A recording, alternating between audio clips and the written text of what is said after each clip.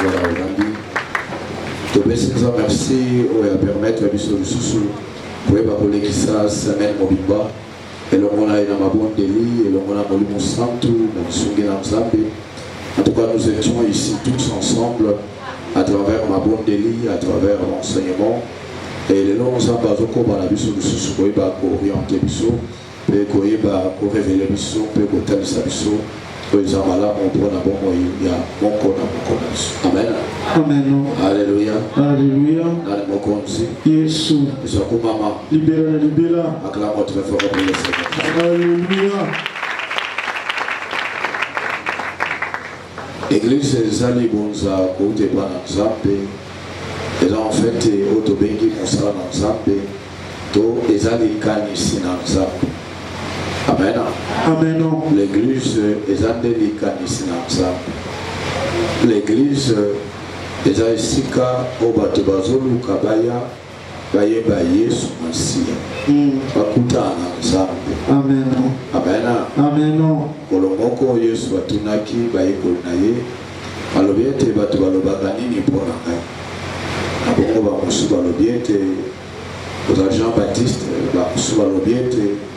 Ozaïli, Bamusu Balobiete, Ozamoko, Naba prophète Akufa, Asepi, Penabongo Balobiete, Bongo Bino Bolobini. Abongo de Komoko, Azwaki Maloba, Yenen Thomas Pierre. Balobiete, Yozamwa, Nzambe, Nabongo. Amen. Amen. Alléluia. Alléluia. Et Yesu Aibisi Alobi, on doit révéler. Et là, on a maïté. Et là, les papas, on a Pesio. Révélation c'est Amen. C'est pour moi la goye va kotonga église na ngaliko na yo. Amen. Amen. Ensemble na ngaliko na yo. Lisanga ya bana Nzambe liko na yo. Pour être batubaya ka souvent bazwa ka révélation dengo tuko pesa révélation. C'est-à-dire batubaye ba Nzambe. Est-ce que des moments quand on a Amen. Alléluia. Alléluia. Alléluia, on le montre toi ka babiso. Mais tous en abonnant un peu maïle à Nzambe pour nous comprendre ni Nzambe abongisa pour un peuple naïe à travers l'église. L'église est là que sunga kamutu tu es kamula kamutu. Ce n'est pas le fait que tu es dans l'église. Et là que je sens la mutu apambulama. Ce n'est pas le fait que au côté de l'église. C'est le fait que l'église te permet ya koyeba ko poussa na ibana Nzambe koyeba ko découvrir Yesu Masia. Amen. Tu peux être dans une église mais si elle ne te permet pas ya koyeba Yesu Masia ezobo mayo. Amen. Amen. Ce n'est pas parce que dans un combo église moko songolo pakala ya onde sali yo quelque chose. Je parlais dans des komoko na bisina lobi de kowana aya kanta mo mususu be ya kawa. Mais il y a bandaki aza mutaba église de noir aza mutaba église oba yeba kokabola Nzambe na baras. Amen. Amen. Alors ye aza muteza kesoka ya telemi musika azolinga kotate abina yoka ngana musika. Amen. Amen. La ibise mabi melero yoka kawa yoka balobani. Je vais expliquer dans la Bible la vie spirituelle. Se résume dans deux grandes lois. La vie spirituelle se résume dans la loi et baléa. Et deux grandes lois, c'est la loi du mal et la loi du bien. Il n'y a pas autre chose. Amen. Quelle que soit la dénomination de l'église, quelle que soit comment l'église n'est pas aux allées, mais c'est la loi dans laquelle tu pratiques et on doit déterminer ta vie spirituelle. Et Amen. Amen. Amen. Alors tu dois abandonner à 100%. Notre église abandonne à 100%. L'église protestante 100%. Tu peux être 100% à l'église, 100% boyé. Mais c'est la loi.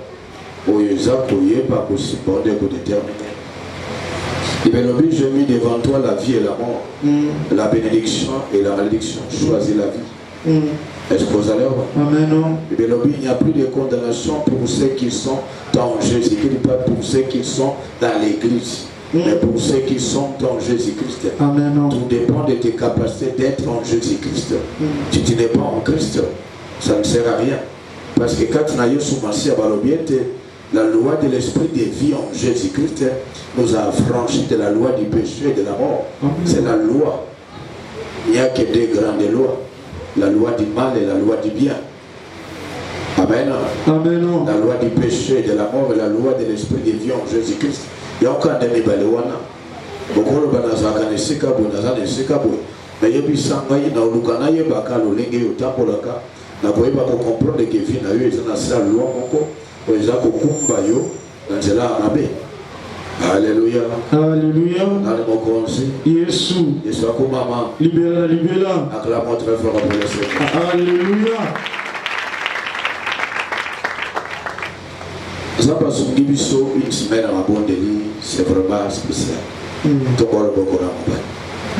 Le Seigneur Jésus-Christ. Seigneur Jésus-Christ. Le les hommes connaissent Boponangai. Le les hommes connaissent Boponangai. Dans la ligne Bika Bolamunayo. Maina ligne Bika Bolamunayo. Kolo Yesu Masia. Kolo Yesu Masia. Ozamo Konsinangai. Ozamo Konsinangai. Ozamo Biki Sinangai. Ozamo Biki Sinangai. Okufaki ne Kulusu. Okufaki ne Kulusu. Koite Ngai na Bika. Koite Ngai na Bika. Ngai na Yepa na yo papa. Ngai na Yepa na yo papa. Kotombo la monene na yo. Kotombo la monene na yo. Kumisa bonzambe na yo. Kumisa bonzambe na yo. Neto la monene na yo. Neto la monene na yo. Kati na bongo inangai. Kati na bongo inangai. Ngai na tombo la kombo na yo. Tika ngai na tombo la kombo na yo. Ngai na pambo la monene na yo. Tika ngai na pambo la monene na yo. Yo koma mokonzi ya vina ngai. Yo koma mokonzi ya vina ngai. Yo koma mokonzi ya vina ngai. Bangayo koma mokonzi ya vina ngai. Longwa na ténèbres. Komo inange longwa na ténèbres. Longwa na liwa. Komo inange longwa na liwa. Longwa na molili. Komo inange longwa na molili. Longwa na puissance. Komo inange longwa na puissance ya Satan. Longwa na kindoki. Komo inange longwa na kindoki. Longwa na molili. Komo inange longwa na molili. Longwa na misana Satan. Komo inange longwa na misana na Satan. Longwa na mfutuma. Komo inange longwa na mfutuma. Longwa na nkunda. Komo inange longwa na nkunda.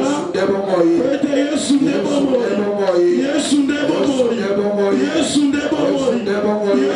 Komo inange kambola ma. Komo inange bikisama. Kuya kufa. La puissance de la mort.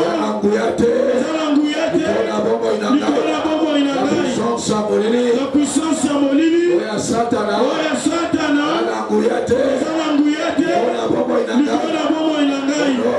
Au nom de Jésus-Christ. Naza libre. Nakoma monsomi. Nazaya nzambe. Nazaya Yesu Masia. Au nom de Jésus-Christ.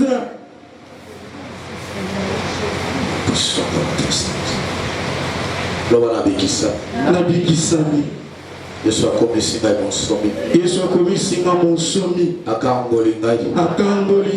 Nakombo na Yesu. Nakombo na Yesu Masia. Amen. Amen. Acclamons pour le Seigneur. Alléluia, alléluia, alléluia. Yesu akomisi monsomi. Lelo olenge na tukoloba les deux grandes lois. Il faut tout simplement koyeba ete chacune des lois ezalaka na molimo oyebaka kokamba ngambo wana. Amen. Amen. Na monde ya milimo il y a deux grandes lois. La loi du mal et la loi du bien. La loi de l'esprit de vie et la loi du péché et de la mort. Amen. Amen.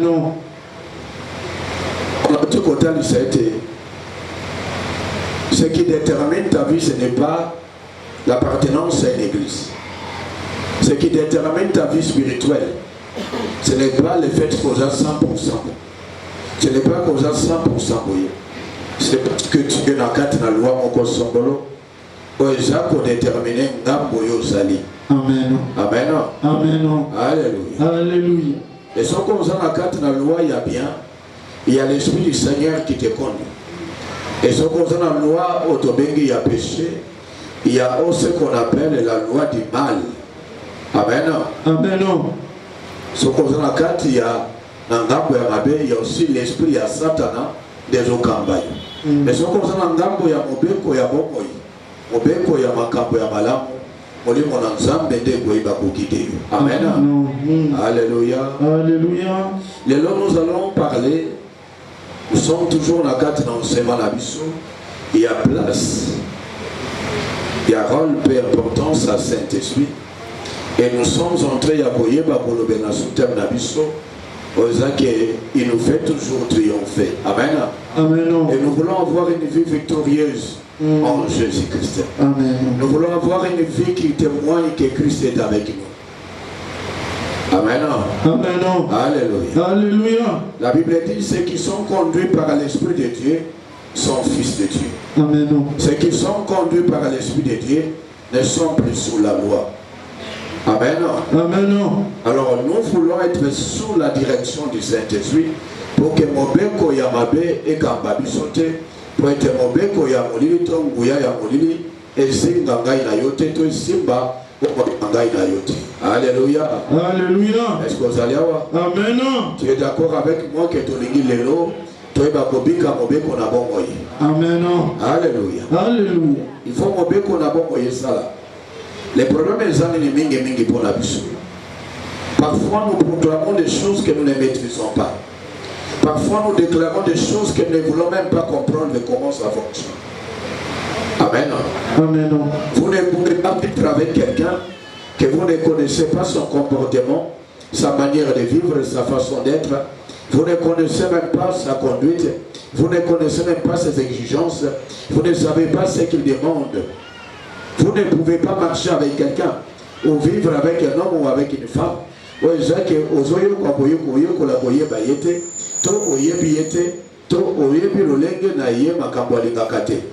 que vous comprenez? Amen. Vous êtes appelé à Koyeba Moto Ezak et vous autres est-ce que vous comprenez? Amen. Yesu alors qu'il le comment Motuya. Et là c'est là où je vais alors maintenant pour Bakokota enseignement.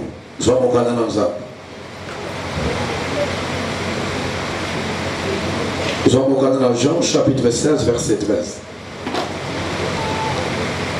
Jean chapitre 16 verset 13.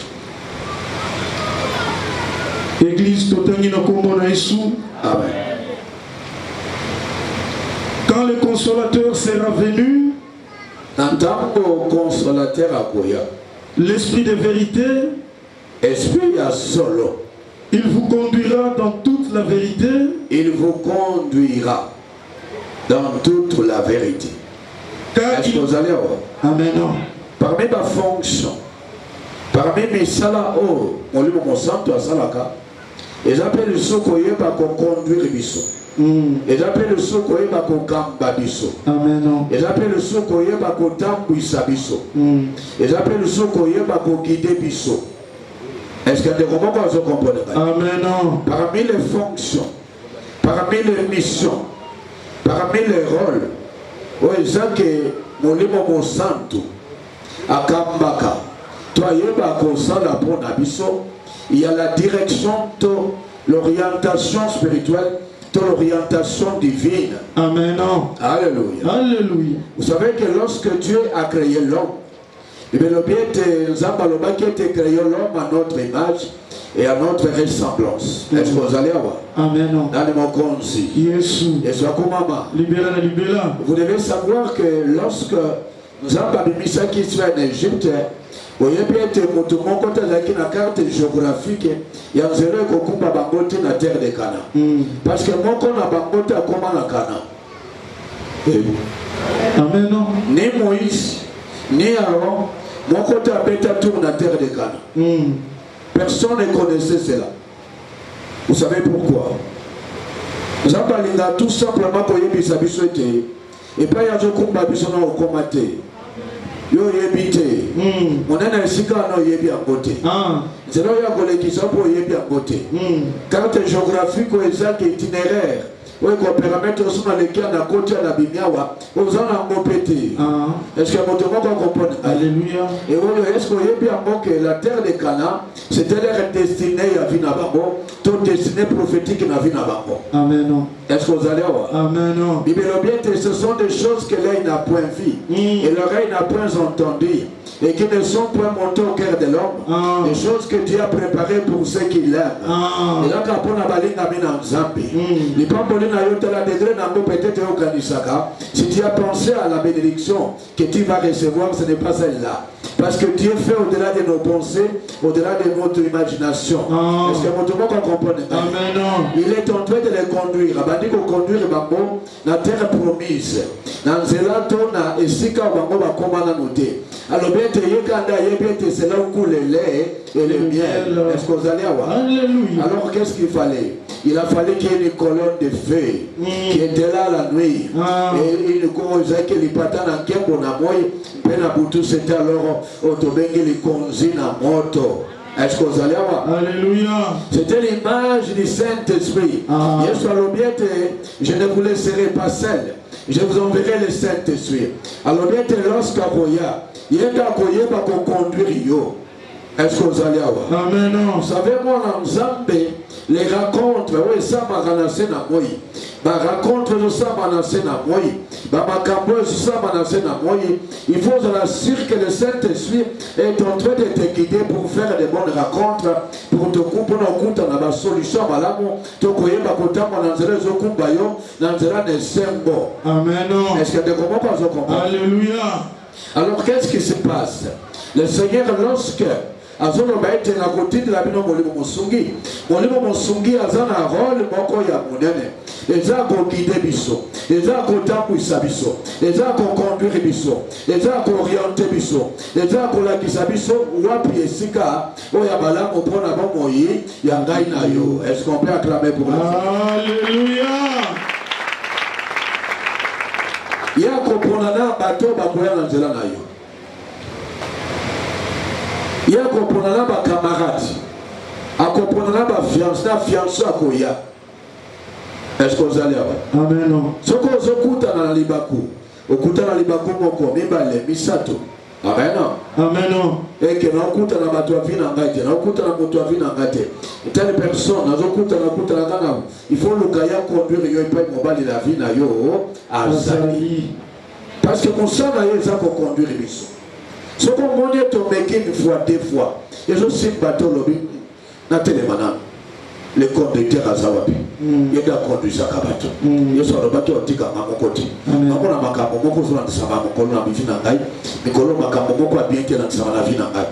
On a cassé au Salibolika Mugamabe, on est Kabolika Mamabe, on sait le loco pour ici batté, on sait la boisson batté. Est-ce que vous allez avoir? Amen. Alors, il faut le bailler sur le baquet dans l'ail. Alors, tout quand l'ail pas batté. Alors, tout de l'ail les conducteurs, le Saint-Esprit, il y a qu'au Kambanga dans cela, il y a vérité. Est-ce que vous allez avoir? Amen. Saint-Esprit, il y a mon ingam à l'âme pour nous. Alléluia. Alléluia. Il y a mon ingam à l'âme pour nous. Il y a mon ingam à l'âme. Il faut que le Saint-Esprit te guide.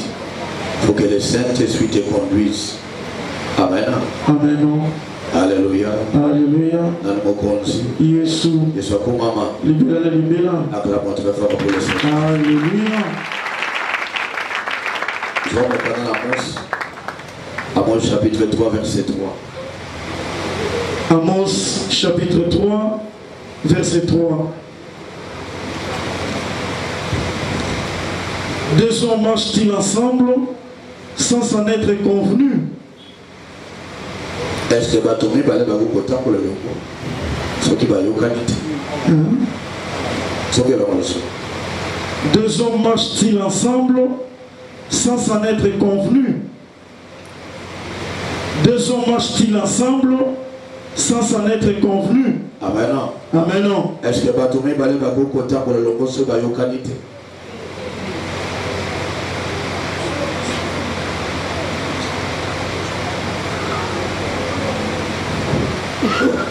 Amen. Amen. Voilà.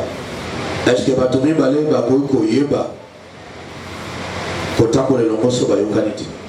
Par le Saint-Esprit, avant mon tour, il y a autant de puissance. Ce qu'on peut autant pour la il faut y avoir. Amen. Ce qui va y avoir autant pour la à partir de là, le vrai problème pour nous, c'est qu'il faut y avoir. Il faut y avoir.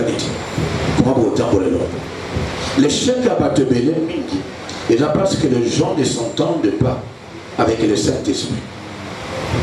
Si vous n'arrivez pas à vous entendre avec le Saint-Esprit, tu vas commencer à voir que dans ta vie, il y aura des choses qui ne vont pas évoluer convenablement.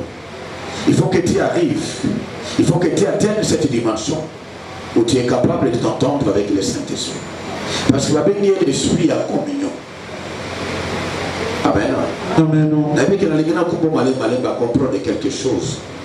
Et le Saint-Esprit va t'aider à comprendre ce qui va se passer maintenant. Est-ce qu'il y a quelqu'un qui va entendre cette révélation? Amen. Est-ce qu'il y a quelqu'un qui est prêt pour y avoir Amen. Amos chapitre 3 verset 3.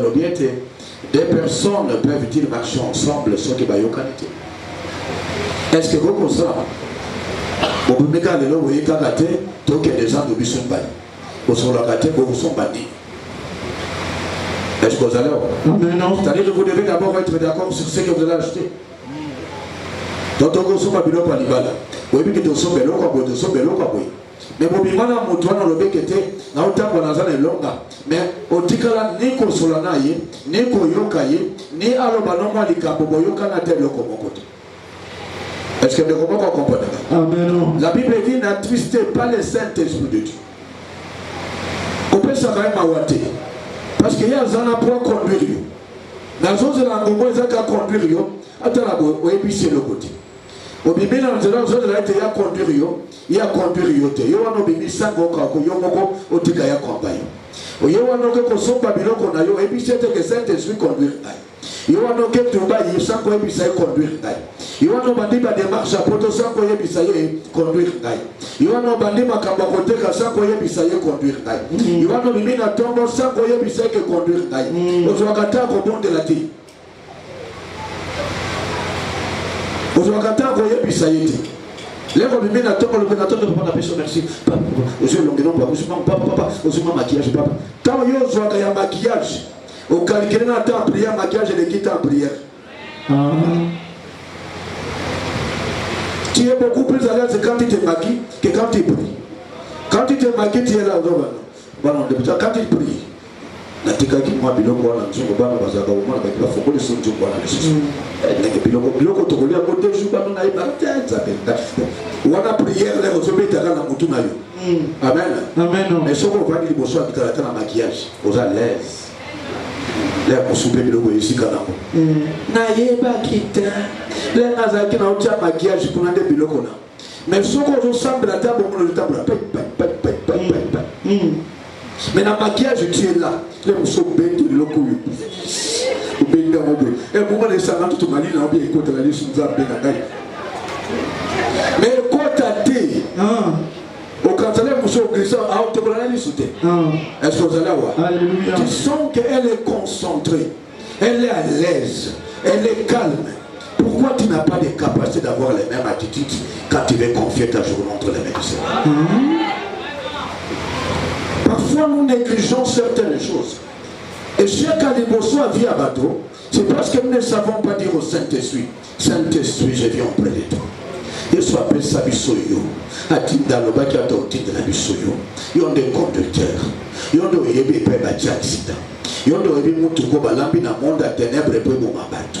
Ils ont des nini babongis na contre bana. Ils ont des sikani ni baklia bauzala. Ngana obi matiki nzela na sia bokonzi na Nzambe na legete ngolimo musantu yondo kamba ai me panga na hotel meza ndesika yo hotel misika me panga na ovande sika ne yo diminga na vanda nzela ngana kolekeza ndenzela yo cheka tandali kanishete kota la balabala yo est-ce que vous comprenez? Amen. Et chaque alibosso a vie à bateau et ça parce que nous ne sommes pas entrés il y a quoi associer le Saint-Esprit. Amen. Alléluia. Alléluia. On a téléphoné. TikTok. Mono yo mono peda mona za poli mono yo.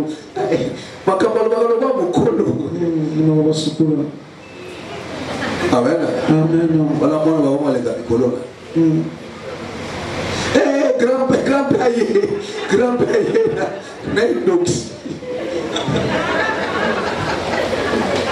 Alléluia. Amen. Amen. On est qui ça, moi, au talent, à 8h. Au talent, à 10h. Au Autant on a 12 heures, autant on a 15 heures, il y a un problème. Et revois ta vie spirituelle. Ils ont ma bête pour se distraire. Mais quand ça devient dans les temps comme ça, il regarde ta vie spirituelle. Il n'est pas normal que l'esprit amonteuse a occupé des heures et des heures de la distraction. Tu sais combien tu donnes à ces gens? Combien de gens? Oyo kabela bango. Oyo zake nzambo ape chope mana. Les muso kabeli bango bongote. Surtout calculer ba monto yo kabeli batu nyonso wana. Na 2021, na 2022. Ma bonzo yo pe c'est ça bena ko kana bongo beso. Revois ta vie. Il n'est pas normal que l'esprit a montré à l'occuper. Du matin au soir, dire au tala yo non mon Dieu musuma 0 heure. Mon Dieu, c'est en ligne. Yo comme ça en ligne, ça m'a pas longa. On t'a grappé, on t'a doxy, on t'a. Amen. Amen. C'est ça. Elle passe son temps comme ça. Azan ba numéro ba tu combien dans le téléphone. Moi tu as 100 personnes. Et bien 100 personnes va dire à ma statue, on a 5 statues.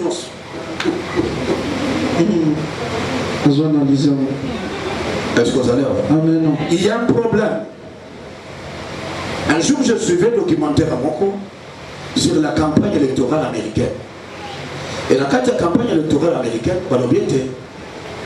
Parce qu'on a un sondage. Le sondage, pour stimuler, on ne peut pas voter pour tel ou tel autre candidat. Amen. Amen. Soit pour les républicains, soit pour les démocrates. Et qu'est-ce qui se passe? Ils essayent de voir ma préférence à bateau à travers ma connexion à mon internet. Batalia, on doit avoir une satisfaction, il Babylone pour se distraire. Batalia, on doit avoir. Je vous attends de comment bateau va bandoki. Ndenge pe satana monaka. Que biloko yo se peut la gamine que vous déterminer état d'esprit d'ailleurs. Ce qu'on va mettre à la campagne électorale wana. So ba moni que na journée moko atala ka mingi biloko boye. Ba bia za moto alenga mwa biloko aloyenge loyenge. Bandi ko bombardo biloko mwa loyenge loyenge. Bandi ko bombardo biloko ezake kwa tirer yo bandi ke amne na ye. Motema na ye alenga mwa biloko aloyenge.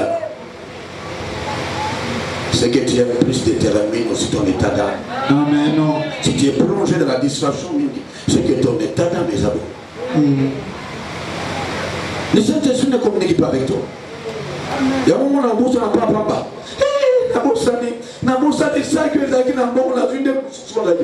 Parce que, mais si tu es souvent dans les temps, tu es calme. Si tu es calme, il y a un moment que le Saint-Esprit te souffle. Dieu parle tantôt d'une manière, tantôt d'une autre, mais les hommes ne prennent pas garde ensemble. Peut-être le comme le ensemble n'est pas le banayo, mais tu étais souvent distrait. Ton esprit était plongé à autre chose. Chaque chose a son temps. Amen.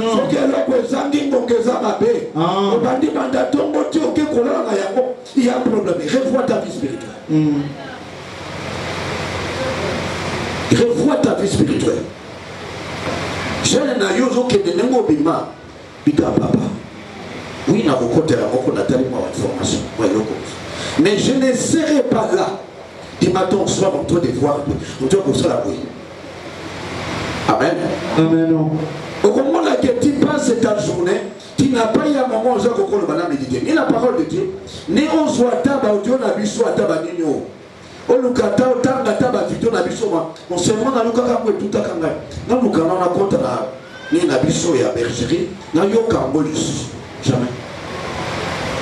Amen. Amen. Alléluia. Alléluia. Revois ta vie spirituelle parce que le Saint-Esprit va te conduire.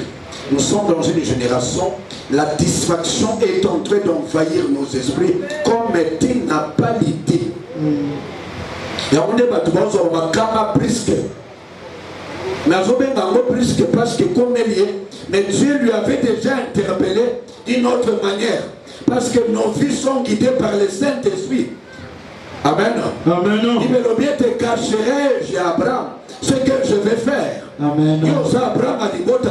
Il y a des choses qui ne peuvent pas arriver dans ta famille sans que Dieu t'interpelle. Comment m'appeler contre la libota? Au tout cas, la négo soit révélation, négo soit monisé, mon côté, ou que ma colonique à mon côté, il y a un problème. Alléluia. Alléluia. Chaque chose a son temps.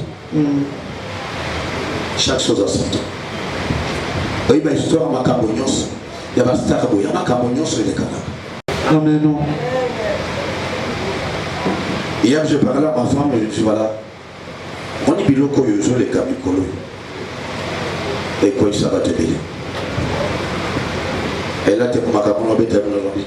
Et le koyo, la ligne m'a cabozo qui est. Au moins là, nous sommes madame Mabine le pain au bout. Moi, je m'en colle. Madame,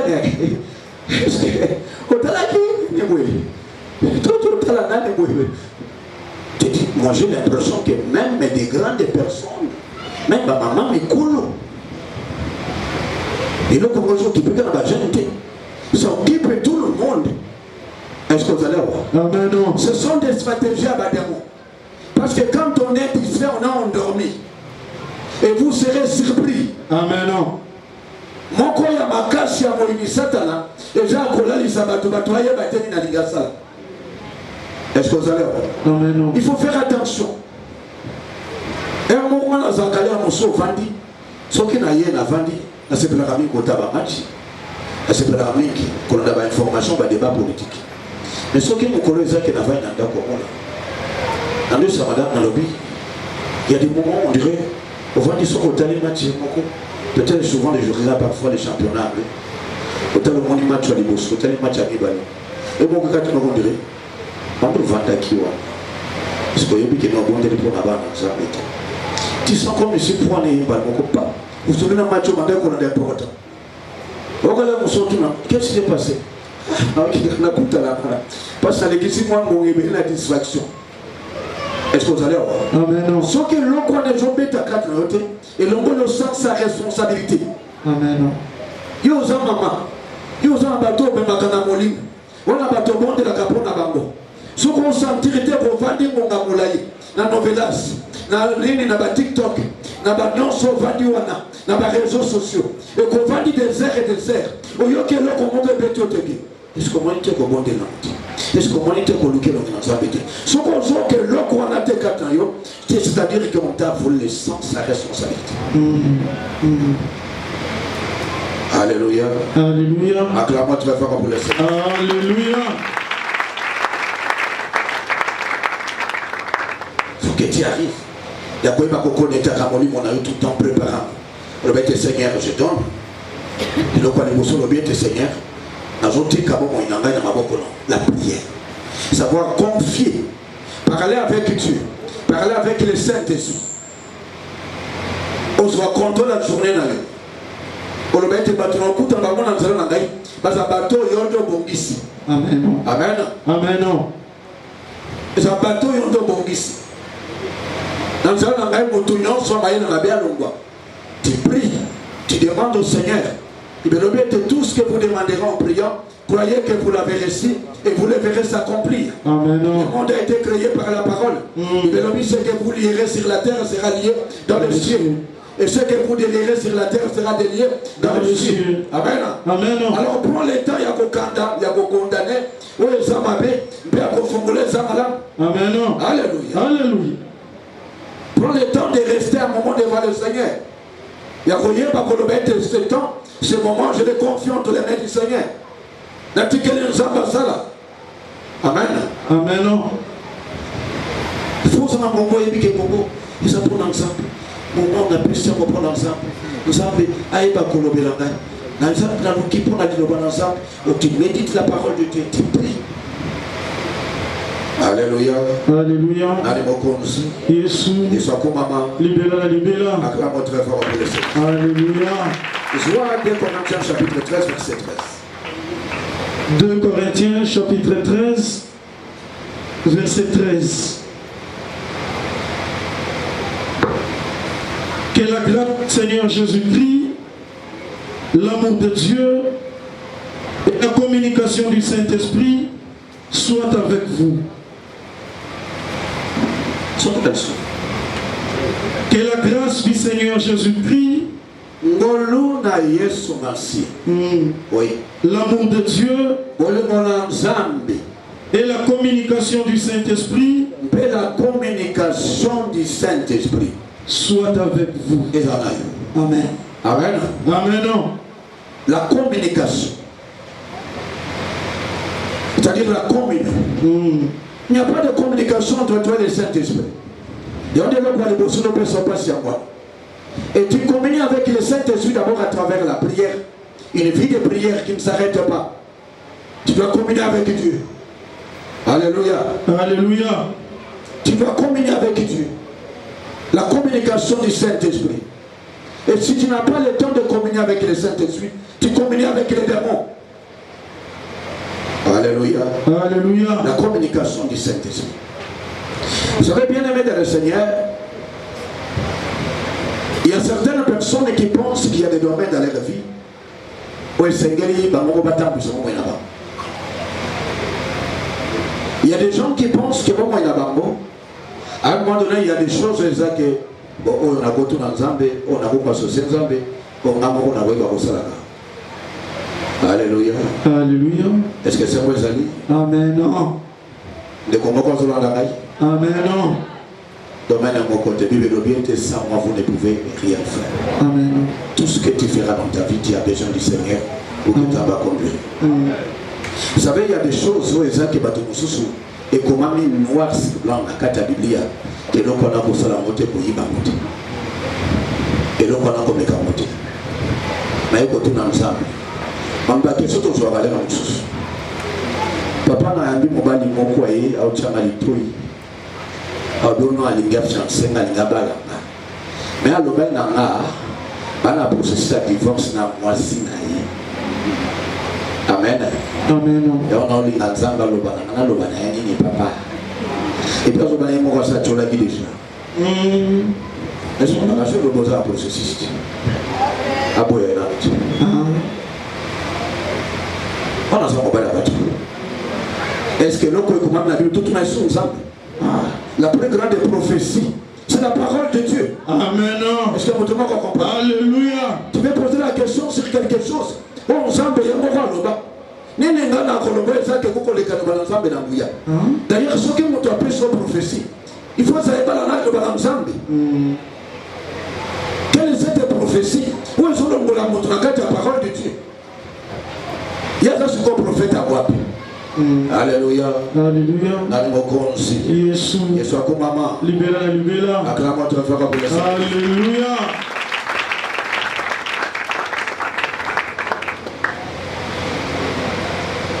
Je vais tout simplement, moi, minute bouquet.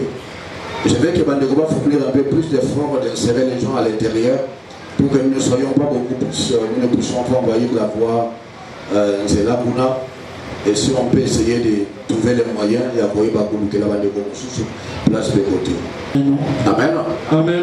Alors, tous ceux qui l'enseignement la bishop pour la Volobate, Zambé, mon centre plutôt, Azamoli moi communion. Azamoli moi lingete, Batuma sur la naïe. Et puis, le bien n'attriste pas le Saint-Esprit de Dieu. Certaines personnes attristent le Saint-Esprit et le Saint-Esprit n'arrive pas à les conduire correctement. Amen. Amen. Et donc, il faut apprendre à Boyeba qu'au temps de sa vie, non par la prière. Et donc, il faut savoir que la parole de Dieu, c'est la volonté suprême de Dieu. Amen. Amen. La parole de Dieu. Mon toit, ça, tout le temps, selon la parole de Dieu. Azam Moutozake a libéré la puissance de Dieu comme vous n'avez pas l'idée. Amen. Il ne suffit pas tout simplement de recevoir le Saint-Esprit, mais il faut être capable de libérer aussi la puissance du Saint-Esprit. Amen. Est-ce que vous allez avoir? Alléluia. Bien-aimé dans le Seigneur, chaque fois que toi tu pries le matin, on va bien te voilà Saint-Esprit conduis-moi. Chaque fois que tu marches dans la crainte de la parole de Dieu, chaque fois que tu obéis à la parole de Dieu, il y a bien que vous allez libérer Ngouya Yamoli Momo Santo. Vous allez libérer puissance à Saint-Esprit. Alléluia. Alléluia. Vous allez libérer Ngouya Yamoli Momo Santo. Nabomo inayo. Pour être Ngouya wana eba koko qui sama nabomo inayo. Toi eba na coopérer ba miracle na vie nayo. Mais il arrive souvent à bon moyen de belé, parce que les gens qui libéré Ngouya Yamoli Momo Santo et ils ont posé problème à mon aîné. Donc, la ligne est moi l'ensemble.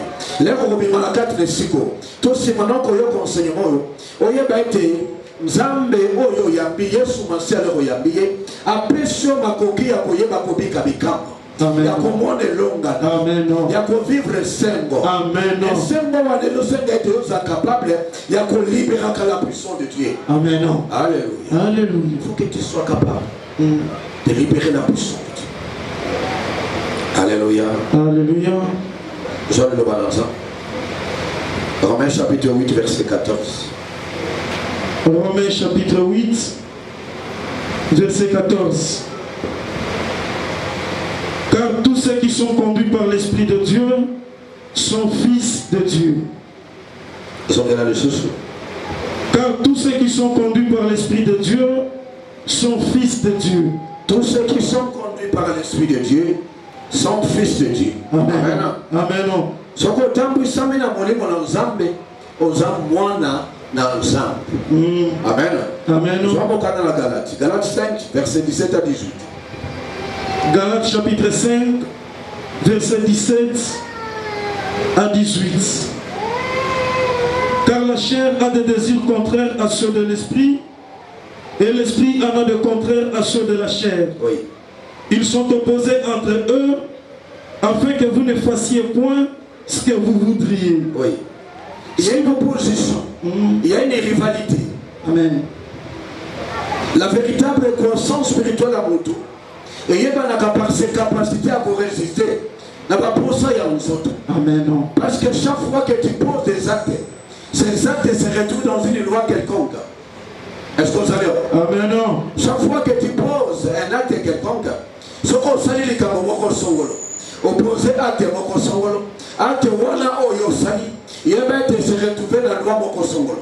Ça peut être un acte, oui, ça que c'est la carte dans la loi ya molili, ça peut être un acte ça dans la carte dans la loi ya Nzambe. Est-ce que tu comprends? Amen. Nalinga comprendre les kama moko na bomo inayo. Il va être bomo ina mutu nyonso. Na sela moyo.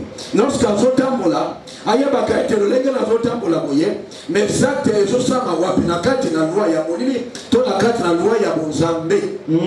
Alléluia. Alléluia. Il y a des gens au bazaka zo vivre na sena moyo yo, autambola za leze, azo sepela, nzoka ba ate na yesa makana kati na loi ya bokonzi ya molili. Or yo lorsqu'on tambola dans la crainte de la parole de Dieu, il va te dire les poses, tu poses tes actes na kati na loi autobengi ya bokonzi ya lumière, na kati na loi autobengi na bokonzi ya bomboyi. C'est-à-dire que tu libères l'énergie à bomboyi. Et bomboyi ils ont en connexion en toi. Amen. Ah oui, est-ce qu'il y a quelqu'un qui peut entendre cette Amen. Mutu wa se connecta na kana eloko ya liberaka. Amen. Amen. Mutu wa se connecta kaka na eloko ye a liberaka. Soki nga na liberaka colère, elle. Eloko e banda kungai na banda kwa tirer na vie na ngezaka colère na. Mutu wa se connecta kana eloko wa. La femme qui avait la perte de sang, Bible elle disait à son cœur, si j'arrive seulement, il y a quoi y la bataille. Alors bien il n'a est-ce que le Kéloba va libérer 4 ans? Abandé Koloba était ceux qui ont ciblé la bataille, ceux qui ont ciblé Robénaï. Avec un enfant c'est-à-dire que cette femme était en train de faire quoi? Elle libérait la foi agissante. Elle était en train de libérer la foi puissante, la foi agissante. Elle avançait. Elle était en train d'avancer. Attendez pour ça permettre à d'autres personnes étaient là, mais il pas de problème épais. Et d'autres étaient des guerriers. Ils étaient là pour voir qui était ce Jésus. Et cette femme avançait. Elle libérait quelque chose. Elle était là derrière tous les hommes. Elle faufilait. Elle avançait lentement. Elle avançait. Mais elle libérait quelque chose au fond d'elle. Alléluia. Alléluia. Et lorsqu'elle a touché quand des robes à Jésus, Jésus a dit qui m'a touché, qui m'a touché, qui m'a touché. Bien alors bien tu t'as osé belé. N'est-ce pas tout pour la personne normale tout à l'heure. Habiter mon mot quoi tout une différemment à bino. Parce qu'il y force est sorti. Alléluia. Est-ce que mon mot comprend? Amen. On ne se connaît qu'à la chose dont on libère. Elle a libéré la foi pour la guérison. Et qu'est-ce qui s'est passé? La guérison est sortie de Jésus. Elle est venue vers elle. Alléluia. Dis-moi ce que tu libères. Et Dieu va déverser la puissance sur toi. Alléluia. Alléluia. Alléluia. Alléluia. Bible lobby on est mensonge que c'est qu'on a semé. Dieu zolinga malamoya pendant que toi tu libères le contraire. Dieu zolinga les pamboléa pendant que tu libères le contraire. Tu libères quoi pour que ça soit connecté à vous. Amen. Alléluia. Alléluia. Tu libères quoi? Il y avait un monsieur qui s'appelait Corneille. Corneille Balobiete, cet homme craignait. Il faisait des aumônes. C'est quelqu'un où il s'agit de toi, Badé Kobanganza. Kopé Sabadi, Kopé Sabamon, Kopé Sabakambébéla Malam, pour soutenir Babola. C'était ce qu'il libérait. Est-ce que vous comprenez? Amen. Ah oui. Tu peux faire déplacer des choses, déplacer ma la vie na yo. Ata uzawapi na alweka. Ata uzawapi quel que soit les coins qui habitent. Ce n'est pas que je critique Batamalioka, mais que ce soit les coins que tu habites. Il ne faut pas m'en vouloir parce que je dis Malioka, voilà, et si monsieur alors, le but que voilà, il dit non. C'est juste pour dire que voilà, ce sont des coins que tu as mis. On va pas périphérique, quelle que soit la commune dans laquelle tu habites, qu'elle soit réquinée ou pas. Est-ce que vous allez voir? Je vais tout simplement te dire ceci. Tu peux faire déplacer. Déplacer. Corneille ne savait même pas que Pierre était quelque part. L'ange du Seigneur, le trône de Dieu a bougé. Ton ensemble est Ninganaki. Et Ninganaki. Alors bien, Pierre a l'alaki na moi il doit moi pour. Nous avons épiché tellement Kende et pas la Corneille. Et vous savez qu'à ce moment-là, ils étaient alors, il n'était pas en fait permis pour la bango pour qu'elle devait les païens. Amen. Est-ce que vous allez voir? Alléluia. C'est-à-dire qu'il y avait des barrières, il y avait des limitations. Que Corneille n'était pas naïata sali malabo, pour l'âme ensemble vous voyez pas naïti. Est-ce que vous allez voir? Amen. Et nous avons la si Pierre Landoto bikwelo ezake après qu'on dit Gapolia yangote, après qu'on met Gapolia yangote. Et nous avons épuisé l'obété. Combien d'impériton gagne à Bengepi? Amen. Est-ce que vous allez avoir? Alléluia. Et pendant ce temps, l'air nous a révélé. Alors bien te kende pas à Corneille. Nous avons pas révélé que Corneille a dit d'amoute pas à Pierre. Et pendant ce temps, bah il a télé. Imaginez-vous, niveau apôtre Pierre. Le Seigneur déplace l'église. Le Seigneur déplace les piliers de l'église. Pour être couronné à quelqu'un au centre. Est-ce que nous avons déplacé mon la vie? Est-ce que nous avons déplacé mon toit de pan pour la vie? Amen. Est-ce que nous avons déplacé mon toit pour son autre? Amen. Tout dépend de la manière dont il libère la puissance de Dieu. Alléluia. Le problème c'est que nous voulons la puissance de Dieu, mais la puissance de Dieu ne peut s'opérer que quand tu es capable de libérer aussi cette puissance. Amen. Est-ce que vous allez avoir? Amen. Il faut libérer la vie à prière. Il faut libérer la crainte du Seigneur. Il faut libérer la foi. Amen. Vous savez bien aimé dans le Seigneur, il doit nous ensemble l'autel de sa vie sur Dieu. Dieu a répandu son amour dans nos cœurs par le Saint-Esprit. Un jour je méditais cela. Je dis mais même ceux qui n'ont témoigné mon niveau même à ta sous la foi, c'est Dieu qui permet qu'il y ait dans la foi. Amen. Amen. Dieu nous donne, nous assiste dans les voies. Même la foi que toi tu as, c'est Dieu qui te donne le don de la foi pour que la foi ait encore la qualité. C'est le Saint-Esprit. Même un bon livre, on va être nous avons sauvé bon livre, on a éclaté la mission. Amen. Amen. Alléluia. Alléluia. Alléluia. De l'autre comprendre le comprendre. La vie de ceux qui ne comprennent pas comprendre ma gamme dans ça. Nous avons dit mon sang de ça dans la vie à Batou Bongo. Et là quand on s'en peut là dans son topo, on doit le mettre oui mon ton azar ensemble. Tala di bala na ezali nzambe. Tala via moto na ezali ka nzambe apesi. Soki moto alingete amwa olenge nzambe tombola ye, il faut ça moto aza capable na vie na ye ya koyeba ko libérer la puissance de Dieu. Le Saint-Esprit habite en trois côtés. Ayeba kokokisa makambo nzambe bongisa vie na. Il faut conduire dans la longue. Il faut démontrer que Dieu est avec toi. Il faut bimisa nguya na bonzambe katnayo to a opérer ba miracle. Mais tout dépend de la manière dont tu communiques avec le Saint-Esprit. Tout dépend de la façon dont tu dialogues avec le Saint-Esprit. Tout dépend de la façon dont tu parles avec le Saint-Esprit. Tout dépend de la façon dont tu obéis à la voix du Saint-Esprit. Amen. Amen. Alors le Saint-Esprit n'obéit qu'à la parole de Dieu. Alors le Saint-Esprit est là lorsque tu pries. Le Saint-Esprit est là lorsque nous marchons dans l'orientation divine. Amen. Amen. Et c'est comme ça que tu seras capable de libérer Otobengi Nguya, de Santo. Amen. Amen.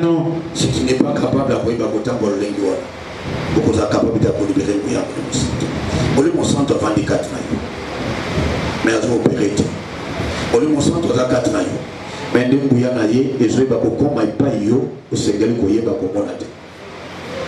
Nguya naye, ils ont comme on ça malolenge le ngobanité. Il faut que comment la dimension nous a causé Saint-Esprit à opérer correctement la vie. Amen.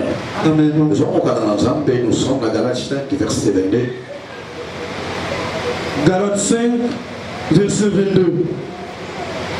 Mais le fruit de l'esprit, c'est l'amour, la joie, la paix, la patience, la bonté, la bénignité, la fidélité, oui, la douceur, la tempérance. Amen. Amen. Les fruits de l'esprit, c'est la paix, la joie, la paix. Amen. Amen. Tu as vu passage au malade pour mes collègues. On a souvent fait par ensemble et quatre les psychos bien bon. Molim on va mon avayer parce que ça molim. Mais mon salaire molim mon nion c'est ma bonne moyen moto pas mon arabe. Amen. Ce que ça molim mon bindo ba mon. Ce que ça molim mon ensemble ba mon. Amen. Amen.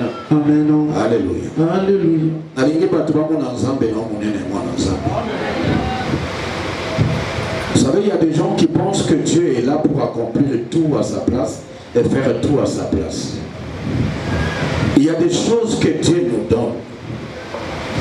Et quand Dieu te donne, il te donne la responsabilité qu'il y a dans la bonne sorte. Amen. Amen. Libère la puissance de Dieu en toi. Libère la puissance du Saint-Esprit en toi pour que tu sois en mesure. Tu vas qu'on a été en Salia. Amen. Amen. Saint-Esprit a beaucoup ça dans la vie à beaucoup. A beaucoup ya na vie à beaucoup. Mais pour Saint-Esprit banda ko binisa. Biloko o batu bakokamwa. Il faut qu'on tourne la kisete ngai na lingina tambo na nzambe le lenge et le ngomani. Amen. Amen. Amen. Je vais dire à quelqu'un tamaka mbe salama. Na bi ke bande gonyos ebi ba robino amai de tous ba pompe na bandako. OK ko fongola mai. Vous savez qu'à un moment donné, la robinet peut être bouchée. Amen. Amen. Et ce qu'ils ont bouché, même bateau évacuation s'est bouché. Qu'est-ce qu'on fait? On ne va pas déboucher. On a rien à bisou boyete. Il vient à bisou dans l'ensemble et doit le voir bâtir. Alléluia. Alléluia. Ne pas l'ensemble et ne pas aux alliés. Alléluia. Amen. Amen. Ah oui, tu es suivi de partout. Il faut faire attention, il ne faut pas s'en mourir. On te regarde. Tu es comme un Dieu, tu es comme un canal. Nous sommes des canaux que Dieu va utiliser. Autant canal, nous n'avons pas utilisé pour la boyer, pour ça, il y a rien à quatre la vie. Alléluia. Alléluia. Et nous avons besoin de opérer miracle dans la vie. Après, nous avons besoin de libérer puissance et les gars dans la vie. Mais puissance, la vie, après les gars dans la vie, il faut que nous avons besoin de Amen. Amen. Il faut que nous ensemble. C'est là pour les bloquer le bouillard. Les gens vont bloquer le bouillard ensemble. Le bouillard miracle la vie d'un mot. Le bouillard yabika moi vie d'un mot. Le bouillard yesengo vie d'un mot. Parce que dans le col la tioté pour les actes et pas pour les collègues. Vous savez, si vous n'avez pas l'amour de Dieu, parce que lorsque nous parlons, il y a autobéni, la fruit du Saint-Esprit. Amen. Ce qui est bon, il y a la joie. Ce qui est bon, il y a la paix. Ce qui est bon, il y a la patience. Il y a la douceur. Amen. Amen. Ce qui est quatre vous avez son akimiate. Vous avez son patience. Vous avez son douceur. Et comme il passe pour là. Le vendredi, tu as la il veut bien te déchargez-vous de tous vos soucis sur lui et lui prendra soin de vous. Amen. Dieu ne commence pas à prendre soin de la vie de quelqu'un s'il n'a pas encore commencé à se décharger. Amen. Amen. La charge n'a pas mingi ya problème. Et la charge ya mbongo abanate. Et la charge était que voilà biloko. Moto moso a gonzala. Attends loko a goliate, ana mbongo na pochité, mais ana kimia comme vous n'avez pas l'idée. Amen. Et c'est de comment on comprend. Amen. Vous savez, parfois, toi, tu as beaucoup d'argent, les ressources chez toi, tu as peut-être beaucoup d'argent pour les cas villageois, peut-être vers où Naboka Nabisokuna. Oezaka kotiza bazuka buki mwandunda naye, azumwa mbisa kangi, apepi mwa bisiba naye, et puis azongi ali alali. Ana kimia comme il n'a pas l'idée. Alors il a $100 nambo, ana contre-banque. Mais on dit que peut-être son lobby aux pas sur le camp, là on se pose à $50 à mon côté. Et c'est pour tout le monde qu'on comprend. Amen. Oui, mais non, ça va toi, non? La tête. À chaque fois, il y a une question à la si l'hôpital est là. Les premiers macabres de Zagawa, na awa. Amen. Mon toit est capable de gérer awa. Awa, na awa, monoko. Et c'est le voie dans sa maison. Alléluia. Et là, quand on m'a dit que ça, na monoko, na ye, donc on gère un bien. Mon toit est capable. A dit qu'on gérait mon thème en aïe. Parce que leur toloba, la joie, la paix, la patience, c'est à Wate. On n'est pas bête à tout. On n'est pas bête. Mon toit est un farado à l'oléguana. Oui, on est gâté. Au combat de la Nzambo Bandikolé. Dans le Bagambo, Dieu n'est pas sentimental, Dieu est dans sa parole. Amen. Dieu n'est pas émotionnel, il est dans sa parole. Est-ce que vous allez avoir? Amen. Il faut être capable de vous décharger. C'est-à-dire que là où il y a des problèmes, tu dois voir la victoire au lieu de voir les problèmes à mon côté. Dieu veut opérer les miracles dans mon abattu. Dieu veut libérer la puissance. Parce que le Saint-Esprit est là. Et le Saint-Esprit veut libérer la puissance. Mais le poids est encore là dans ta vie. Est-ce que vous allez avoir? Amen. Ça pèse encore en toi. Ça continue à peser. Je vais te dire, bien aimé dans le Seigneur, il faut qu'on soit capable que la carte na yo. Aujourd'hui, quand tu as le coup d'action, quand on a que ceux qui vont dans Zambé Kobima, et puis maintenant le problème est dit. Amen. Zamba ça même Kambonanga, même Kumba na. Est-ce que vous allez avoir? Alléluia. Ce qui a sali, c'est qu'on a eu Kanini, à Kosala pour la bonne Inanga. Alléluia. Alléluia. Nabika à Kosala. Alléluia. Alléluia. Et reste ceux qui ont cru sans avoir vie. Amen. Amen. Alléluia. Bato bazana sengoza bato bandimi. Bazui qui maintenant ba monité. Et bato ba lukaka ba mona na point dima. Ba ko bazaka ne sengote. Mais les gens qui ont alors esengo parce que ba moni na noté. Mais ba moni ngo na molimo ba moni bato esengo. Amen. Alléluia. Alléluia. Et lorsque vous êtes capable de discipliner maloba na yo. Parce que dans chaque parole que toi tu parles, tu libères la puissance de Dieu. Moi, nous sommes dans le bakabilobelate. Amen. Alléluia. Alléluia. Moi, nous sommes dans le bakabilobelate. Oh, il y a Zoloba. Ayebi que quand je parle, Dieu est avec moi et malobawa des un impact. Alléluia. Alléluia. Et je ne dois pas parler n'importe comment. Vous savez la difficulté c'est quoi? Quand on t'entend prier, on sent que vous avez un molongi, na sibe loko boye. Nous avons salima makamba minene, nous avons kosala boye. Tu déclares, mais lorsque tu quittes, tu sors de l'église, on va le voir comme ma panne, ils ont le contrôle de ce que tu viens de déclarer. Et quand les paroles que toi tu prononces, le soba dans la tête, il y a un problème, il y a une contradiction. Tu es en train d'annuler tout ce que tu viens de déclarer. Alléluia. Alléluia. Il faut bien gérer ta tête. Alors, nous allons ensemble. Nous allons terminer par là. On va s'arrêter là. Nous allons dans la Philippiens. Philippiens chapitre 4. Je vais partir à verset 6 à 8.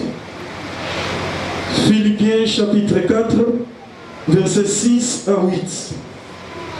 Ne vous inquiétez de rien, mais en toutes choses, faites connaître à Dieu vos besoins par de prières et par de supplications avec des actions de grâce. Amen. Amen. Ne vous inquiétez de rien. Comme mais en toute chose, c'est-à-dire il n'y a pas un problème qui va épargner, va exclure. C'est-à-dire ma campagne sur la vie. Ne vous inquiétez de rien. Mais en toute chose, faites connaître vos besoins à Dieu par des prières, des supplications avec action de grâce. Il faut commander par la prière. Non, mais la prière.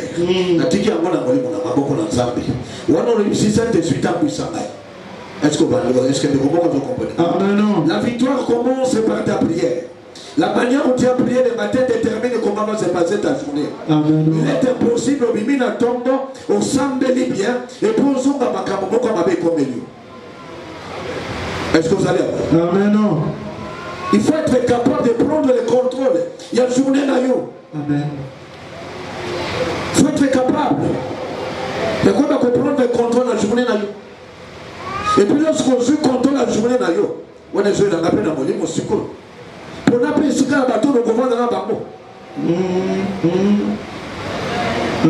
Parce qu'on consomme la bien à ton moment dans Zambie. Mais nous, quand le bateau, on va dans le bicycle n'importe où. Tu le vois dans l'assemblée qui n'a pas côté dans la course, n'a pas côté dans la masse à boyer, n'a pas côté dans la tour à mon côté.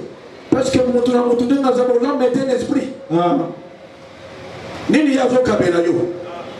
Ni a pas ça d'ailleurs. Est-ce que vous allez avoir? Amen. Il y a des gens qui ne sont pas jaloux, il y a pas d'onction. Oh, il y a joué avec beaucoup de sacrifices.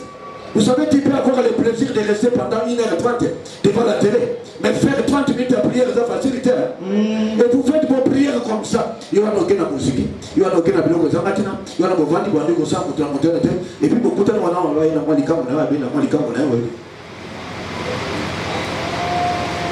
Amen. Amen.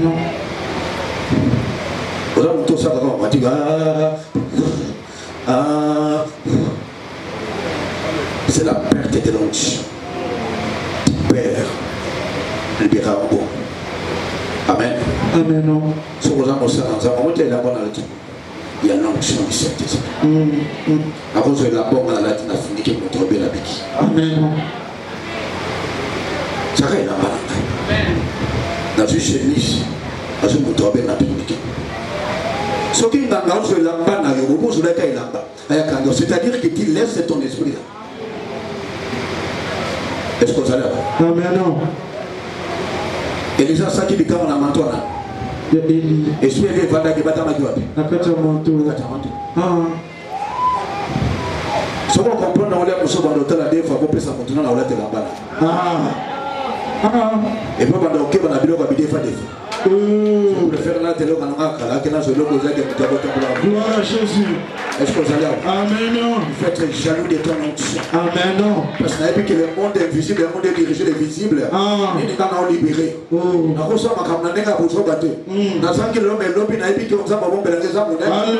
J'ai pas envie de porter n'importe quoi.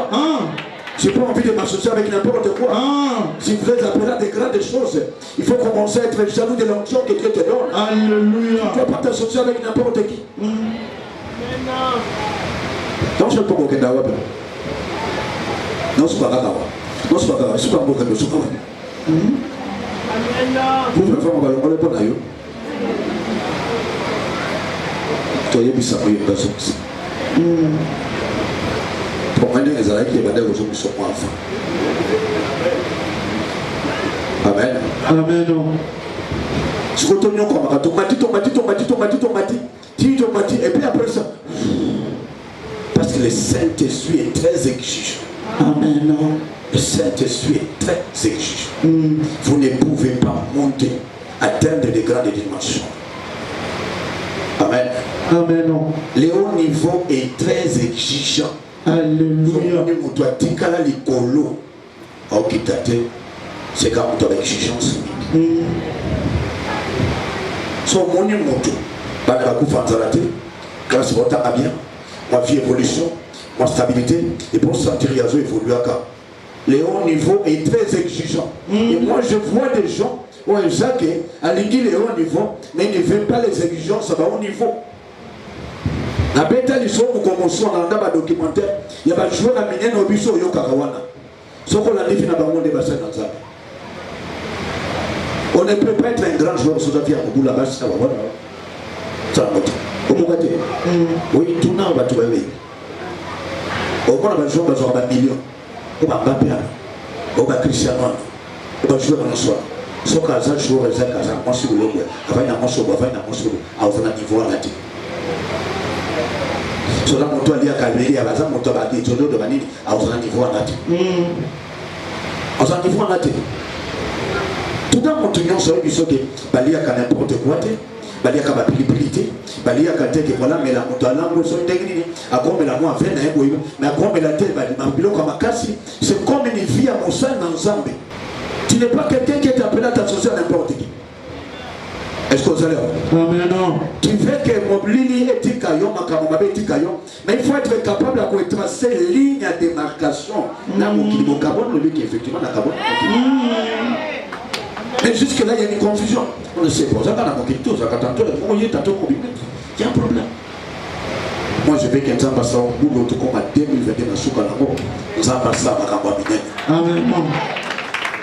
Ça va pas bien. Alléluia. Alléluia.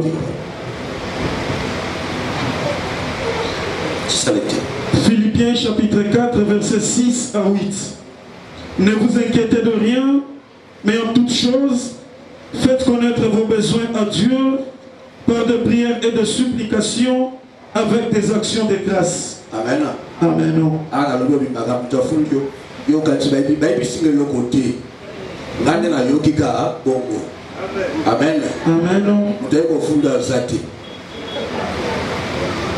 Oye ka mutebisi parene. Mutwaye bisinga zati. Baye bisinga kaka na telemi akaka. Nous sommes en ingati. Amen. Amen. Oui, ok, baba. Et la paix de Dieu qui surpasse toute intelligence gardera vos cœurs et vos pensées en Jésus-Christ. La paix de Dieu qui surpasse toute intelligence gardera vos cœurs et vos pensées en Jésus-Christ. Est-ce que vous allez voir? Amen. Oui, la paix de Dieu qui surpasse toute intelligence. C'est-à-dire que la paix, quand vous avez la paix du Seigneur, c'est-à-dire mon lit, mon santo, ce qu'on va dire quand on va mettre l'esprit de paix, il y a pas de quand là, il y a un problème hier. Il y a bien ensemble dans la salle, on peut sa solution. Au lieu de monter, on va mettre un doukou du Colombie qui m'a lancé besoin de Sika. Au lieu de monter, même un qui m'a lancé besoin de Sika. Alors, bien, la paix de Dieu surpasse toute intelligence. C'est-à-dire que ceux qui problème, on est là qui va calculer la monnaie. Parce que là, qui va s'appuyer ça yo, pour pas souki ça yo. Alors, bien, la paix de Dieu, et qu'on a l'intelligence à ma paix, qui contre yo, et le Seigneur va t'accorder la victoire. Amen. Alléluia. Alléluia. Acclamons pour le Seigneur. Alléluia. Verset 8. Au reste, frère, que tout ce qui est vrai, que tout ce qui est vrai, tout ce qui est honorable, tout ce qui est juste, tout ce qui est pur, tout ce qui est aimable, tout ce qui mérite l'approbation, tout ce qui est vertueux et digne de louange, soit l'objet de vos pensées. Amen. Amen.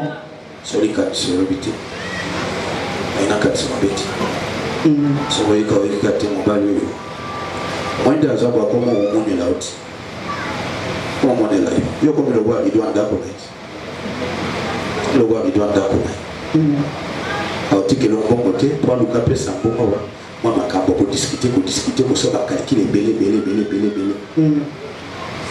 aujourd'hui on a été sur côté par rapport à pour on a autre découvert ok merci et là comment on t'a bon la toilette ce cas la toilette qui tout qui décamalé dans les bouquets et puis ce cas yo on les raté qu'un téléphone soit téléphone aïe dans la non, mais au disons que conseiller n'a eu appelé sur l'idée à bien. Il en a eu progressé, malé. Et puis le diable est tellement bien organisé, il va s'organiser qu'il n'y ait pas bon à yo. Bon, il y a on va arrêter ça, t'as côté là, on va bunda. On va commencer à faire un peu de travail. On va côté la toilette. On va qui a balé. Le même diable qui t'a parlé, il est allé s'arranger aussi que pour que lui te découvre. Après découvrir les canines, offrir un téléphone à y. Est-ce que vous allez avoir? Non. Mais sur le bagage du Seigneur. Ce n'est pas avec les téléphones que je peux gérer. Ce n'est pas moi le poursuivant. Je sais qu'il y a un Dieu. Je sais que le Saint-Esprit est là. Tu as été papa, mon lit, mon ensemble, et simba, mon lit, et là, quand on se tape pour s'amoler, mon azo, il s'amoler, mon ayo, mon bal, nangai. Non, soumettre mon lit, mon ayo, n'a pas beaucoup de nayo, sur ma sia. Oui, non, s'amoler, et que des musiques nayo. Au lieu que Dieu va conseil à démon, tu appliques les conseils de Dieu. C'est la paix de Dieu qui surpasse toute intelligence. Amen. Et on découpe ce bloc. Après ça, ne cherche pas de calculs inutiles. Dans le cas, moi, je suis avant ça, mon bal n'a pas fouillé la téléphone, puis à Kangi, puis à Vandakina, à Zakati. Moins de 2 heures. Ce cas, côté ça, m'a beaucoup la poche. Pour les Azakaban, le Zumbo dessus. Ça va être bon. On va se recabater, il faut qu'il y bagaille. Ah oui, bagaille. Nous avons des témoins dans le monde qui espère qu'il nous bat. Nous avons capote en côté, pour le monde à Bolivie, parce qu'il est bien organisé. Ah oui. Vous savez, les démons peuvent être pluriels, mais ils parlent au nom, il y a singulier, souvent singulier. Jésus arrive. Et les fous de Gadara. Est-ce que vous allez voir? Amen. Et nous, tout le monde est monté là. Nous entrons dans la mission de Jésus-Christ de Nazareth. Est-ce que vous allez voir? Amen. Nous entrons comme bébé s'habille avant l'air. Et Jésus lui pose la question. Comment on a comment on a vu sur les légions? Ils peuvent passer du pluriel au singulier. Est-ce que vous comprenez? C'est-à-dire que les où ils ont posé le col à Aktewana, mais Babatami est belé si Maladikabwana. Et toi, tu ne vois qu'un seul comportement, et ça, mais Bazé belé, Bazaka légion, Bazaka belé. À côté de l'Ikabomoko, si Maneloko Moko Babatami Mingi. Est-ce que tu comprends? Il faut faire attention. Le bien about Nikama, Babatami combien si? Alléluia. Alléluia. Acclamons très fort. Alléluia. Alléluia. Alléluia.